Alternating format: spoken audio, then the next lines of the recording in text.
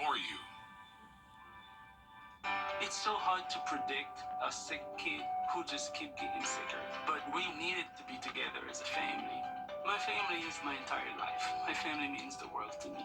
When we're together and we have support from Ronald McDonald House, we can be a little stronger. They provide food and a place to rest your head, and they will help you through every step. That's what gets you through every day when you don't know how else you're going to make it. It makes you feel like you're not alone. The Live 5 for 6 Skyview Network, sponsored by Terry Lambert Hyundai. Our severe weather situation is looking much improved. We only have a few more warnings, and they're set to expire in 15 minutes. This line is definitely weakening a whole bunch. I'll have all those details coming up. Now on Channel 6 at 6, a work session for the next round of sales tax projects in Augusta. A look at how leaders want to spend that money to make Augusta better. As Your News at 6 starts now. Live from Television Park, this is WJBF News Channel 6 at 6.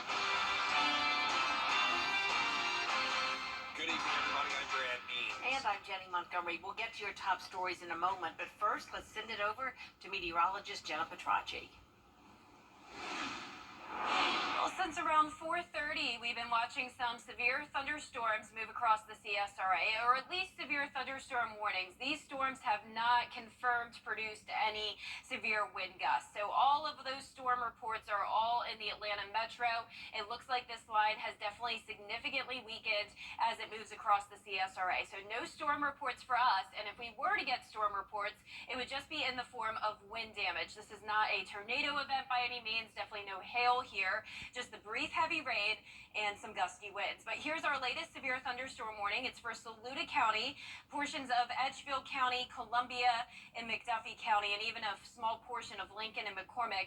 This is it, though. This is the leading edge of this line. It's a cold front that's moving through, and you can see we have the heavy rain, and that's where the winds are the gustiest, but behind it, just some light showers. So this is right over Edgefield and Johnston right now, just moved out of Saluda. It's in and out very quickly, and if you're in Augusta or anywhere towards the south of Augusta, you really don't have to worry about anything. This is going to weaken significantly by the time it reaches you. For Wilkes County and Tolliver, that's where it was the worst. That's where we had the heaviest rain, the gustiest winds, and a little bit of lightning. But now things have already improved very quickly in Wilkes and Tolliver County, just some light rainfall. And notice our lightning counter, only at 1 strike. So we aren't even really seeing any lightning here with this event. So it's definitely looking much better. The rest of the CSRA completely dry. Wouldn't even know a thing's happening. As we zoom out here, this is where the cold front's located, and behind it, we're going to get some cool and drier air for tomorrow. Definitely looks stormy outside, though, even though it's still dry here on our Terry Lambert Hyundai Skyview cam at Washington Road. Temperatures cooling down quickly, all the way down to 64 already in Washington, but 10 degrees warmer in Augusta at 74. It was a warm and windy day. Those winds from the southwest, gusting up to 24 miles per hour in Crawfordville, 25 in Sparta, 24 in Aiken, and 26 in Waynesboro. So coming up, I'll have a look at the futurecast and everything you can expect over the next few days as we still have more rain chances and also big changes with those temperatures. But back to you, Jenny. All right, we appreciate it, Jenna. Coverage you can count on continues now with a major development affecting healthcare in Wagner, South Carolina, following staff departures at the local medical center. That story tonight from Aiken Bureau Chief Sean Cabbage-Stock. Starting March 14th, the Wagner Medical Center will be closed for an undetermined amount of time. We got to this point due to, unfortunately, just mismanagement, I believe, in a lot of different areas. In the past few weeks, key staff members have left, including a practice manager, nurse practitioners, and a receptionist, making it hard to operate. I just went to the boss and I got a letter. Well, it's sad because people could have to go out of town. The town's leaders suggest transferring ownership to physician assistants and the office manager on March 1st, offering them 3 months rent-free. We still own the building and the land, and we have to go in and update things so they can get more providers, make it all handicap accessible. Because it could be 3 months, it could be 6 months, it may be 2 weeks. We just can't tell them an answer. There are other healthcare choices at nearby places like Williston, Bamberg, Batesburg, Aiken, and Lexington Medical Center. Most are taking in new patients.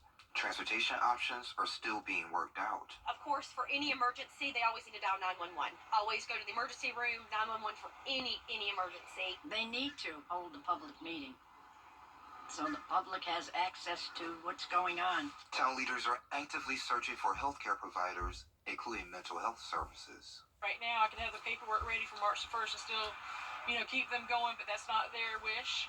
So we just want somebody to come in and help us out and open up a medical center here. If you need access to your records, you can contact the medical center for more information. In Wagner, I'm Econ Bureau Chief Sean Cabbage-Stock, WJBF News Channel 6. Vandals have hit the new 5th Street pedestrian bridge. Sometime over the weekend, they sprayed graffiti on several of the large planters on the bridge. Now the city is looking into the crime. News Channel 6's Graham Lee's live now from the bridge. And Graham, this reimagined bridge has only been open for about 18 months. Well, that's right, Jenny, and of course, it was closed a few years ago to the traffic due to years of disrepair, but it was reopened in September 2022. But now the new bridge, as you mentioned, is seeing more damage. Now, word originally got to the Traffic Engineering Division on Monday that graffiti was sprayed on several items on the bridge. The planters have a big blue smiley face, a compass, and another with a message saying, "Grow your own way." And one of the other items has what looks to be a cat saying meow. And some may think this is a harmless prank, but city leaders tell us that this is no laughing matter. I don't know what would persuade someone to deface something that people across this county enjoy, but I would just hope that whoever's out here doing these types of silly things, they will stop. But we need to get out there, clean the bridge, and put in some additional security measures to make sure that doesn't happen again. Now, the city did a routine inspection yesterday of the Freedom Bridge, and that's where they found this, the markings on those items. And of course, the plan going forward is to power wash and paint those items that were damaged by the graffiti. In the meantime, the engineering and environmental sciences departments are looking into the situation, and the sheriff's office is also looking for more information on the matter. Live in Augusta, Graham Lee, WJBF, News Channel 6. We want to tell you tonight about some scams that are impacting people all across Georgia. They are jury scams. And just yesterday, a Columbia County man lost $3,000 because of one. Hannah Latier spoke with him and law enforcement about the issue, and she joins us now with more. Hannah? Brad, Kevin Cassidy got a phone call yesterday from someone claiming to be a lieutenant with the Columbia County Sheriff's Office. He told Cassidy that he missed federal jury duty, and to avoid being arrested, he needed to pay $3,000 immediately. Cassidy says the scammer called from an Appling phone number, used the last name of an actual Sheriff's Office employee, and even sent Cassidy a copy of the arrest warrant with his name on it. He and his wife called the sheriff's office after sending the money and found out they got scammed.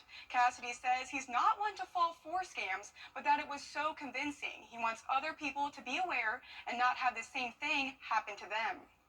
It hit us hard, and I have a good job, and I make decent money, but I have a kid that's sick, that's going through cancer treatments, and I've had some major medical issues too. So we're on a tight budget, just like all Americans are right now. My goal is to let the public know that this is a scam. If you do get contacted by phone, that hang up and immediately call the sheriff's department. Now, an incident report has been created, and the sheriff's office is going to investigate based on the cryptocurrency receipt. Again, if you get one of these calls and you're unsure what to do, hang up and call your local sheriff's office. Jenny? All right, Hannah, thank you. The special purpose sales tax is one of the most important funding sources for Augusta. Now, city leaders are starting University in mourning. We're going to hear from the head football coach after the death of one of his players.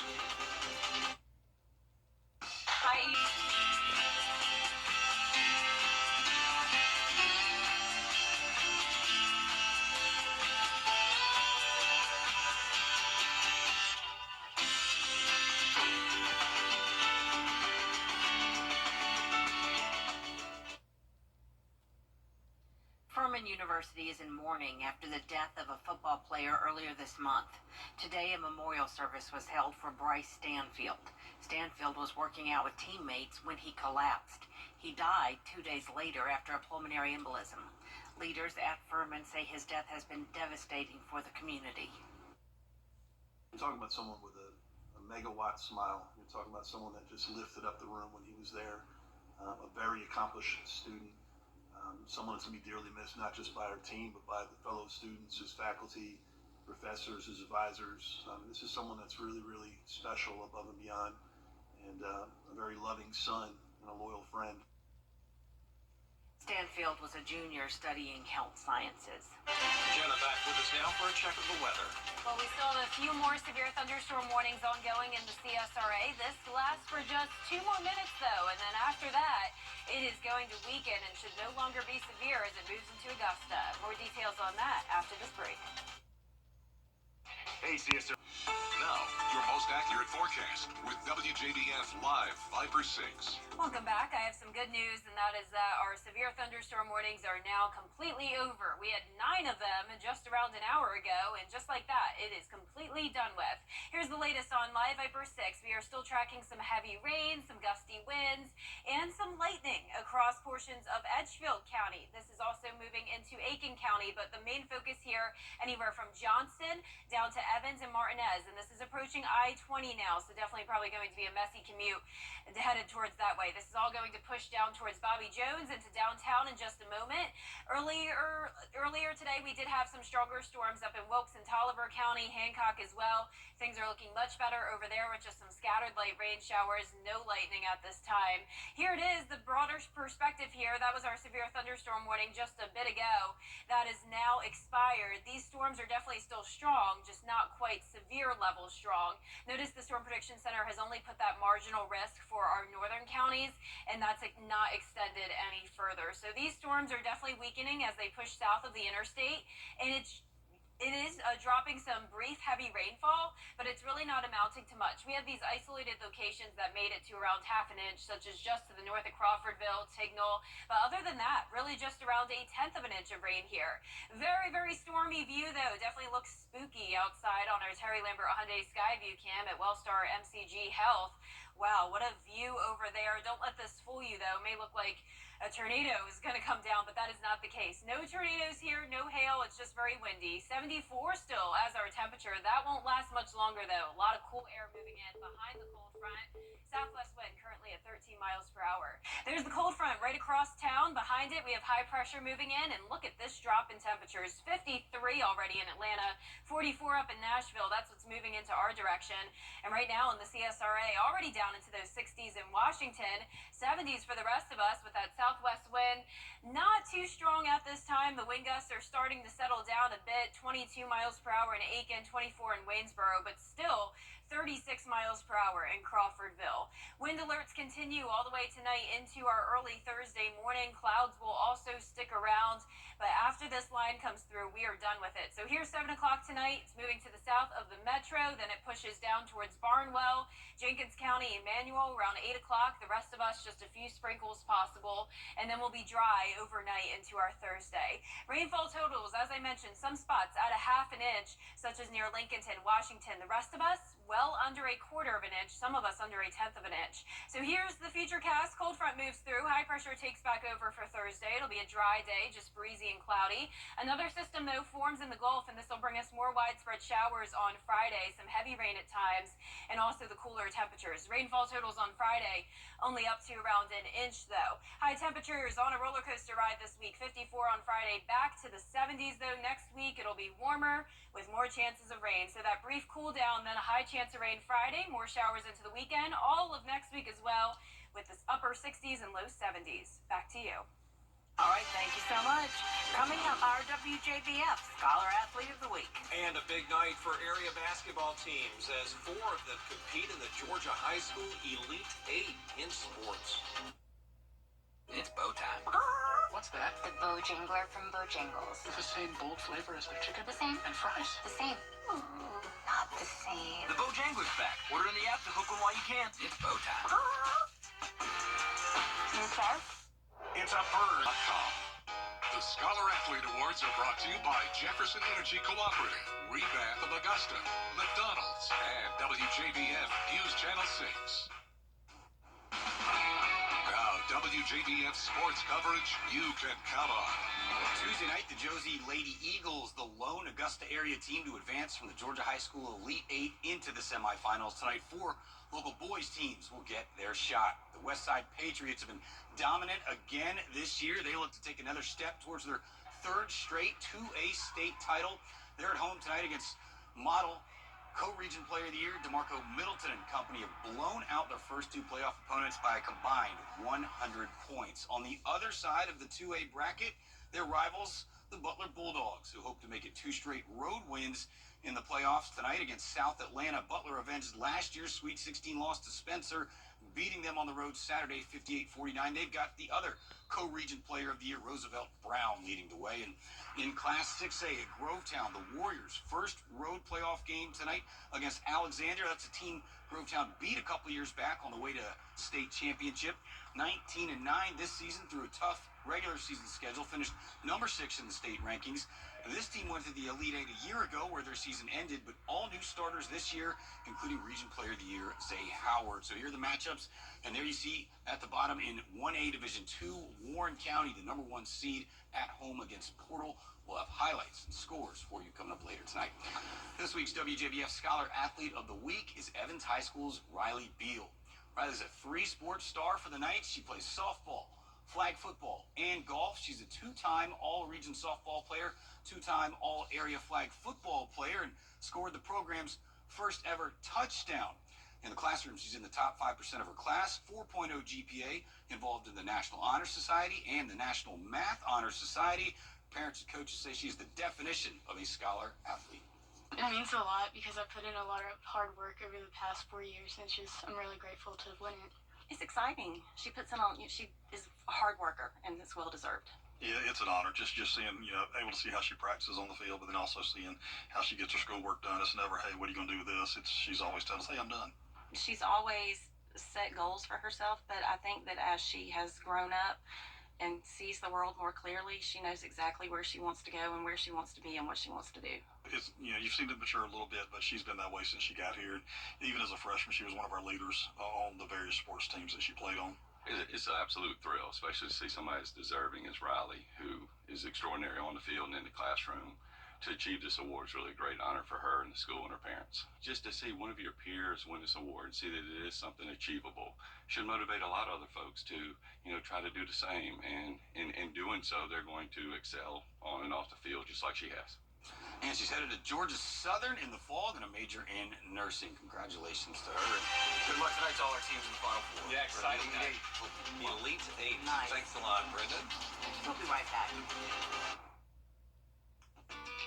Quarter-pound double cheeseburger.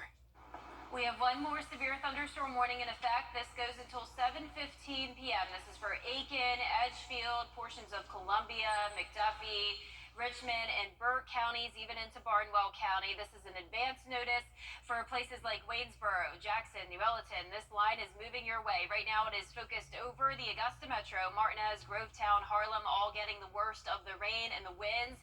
It's a very quick line. This is it. Notice behind it, it is pretty much dry other than a few showers. So once it's out of here, that'll be it. We will get cooler and we'll be dry tonight. Your 10-day forecast showing the cool down Friday and Saturday with more chances of rain, and then a warm up again starting on Sunday and into next week. All right, Jenna, thank you. We appreciate you keeping an eye on a very busy weather afternoon and early evening. And that does it for News Channel 6 at 6. We are back for News Channel 6 at 11 o'clock later tonight. Have a great evening.